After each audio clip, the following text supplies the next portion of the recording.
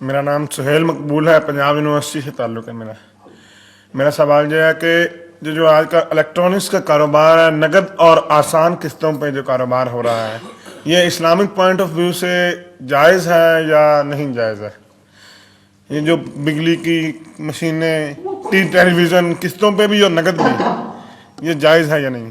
دیکھیے، میں نے اگرچہ ابتدا میں آپ سے کہا کہ میں فقہی مسائل میں دخل نہیں دینا چاہتا، لیکن بعض چیزیں ایسی ہیں کہ جن کے بارے میں میری یہ رائے ہے کہ میں یہ رسک لے کر بھی کہ علماء میں اس بات سے اختلاف کریں گے، میں وہ بات بیان کروں. وہ ایک ایسا حق ہے، احقاق حق، جس سے جین اور جان چرانی نہیں چاہیے.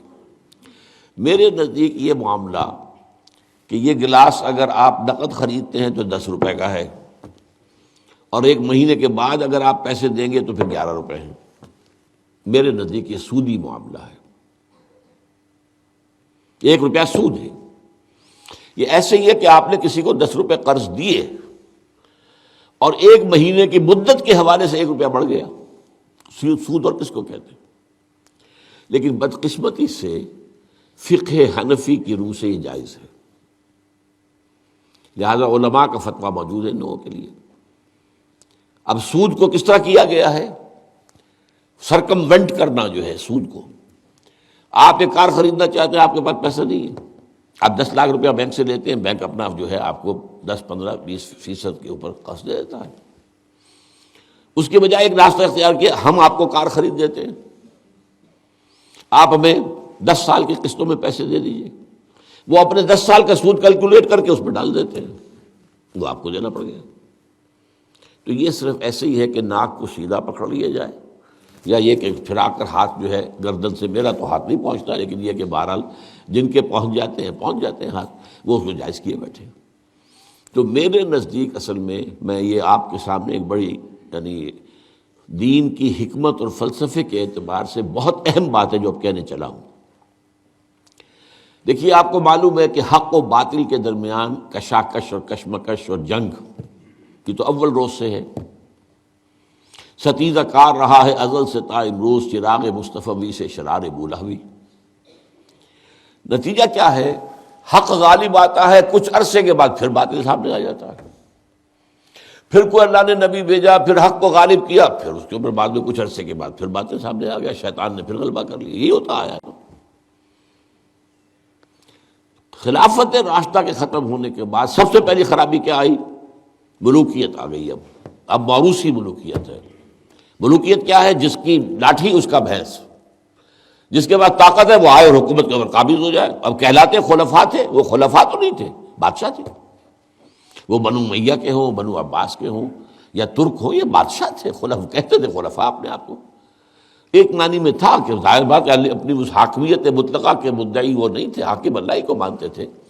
لیکن وہ خلافت راشدہ کا نظام جو تھا وہ دنیا میں دوبارہ نہیں آیا. اس ملوکیت میں آ کر ظاہر بات ہے دین میں جو فساد برپا کیا ہے، وہ نماز روزے میں کوئی فساد پیدا کرنے کی انہیں ضرورت ہی نہیں تھی. پڑھے جاؤ بھائی، نماز ٹھیک طریقے سے پڑھے جاؤ. لیکن ان کو مالی معاملات کے اندر ملوکیت کا معاملہ جو ہے وہ تو اس کے ساتھ باپ ہوتا ہے. سب سے پہلی خرابی یہ پیدا ہوئی کہ جاگیرداری. اسلام میں کوئی جاگیرداری نہیں ہے. اسلام میں یہ جو ایبسینٹی لینڈ لارڈزم ہے یہ بھی جائز نہیں ہے. امام ابو حنیفہ کے نزدیک حرام، امام مالک کے نزدیک حرام، امام شافعی کے نزدیک حرام. لیکن یہ ہے کہ قاضی ابو یوسف صاحب نے، جو امام ابو حنیفہ کے شاگرد تھے، اور امام محمد وہ بھی دوسرے شاگرد تھے، انہوں نے فتویٰ دیا جواز کا کچھ شرطیں لگا کر. اس لیے کہ ملوکیت جو ہے وہ جاگیرداری کے بل پر چلتی تھی. 5 ہزاری منصبدار، 20 ہزاری منصبدار، 30 ہزاری منصبدار، 50 ہزاری منصبدار، اور اس کے اوپر بادشاہ تھے. ظاہر بات ہے کہ اس میں تو اس کی ضرورت تھی کہ لوگ جو ہے کاشت کریں دوسرے کے لیے.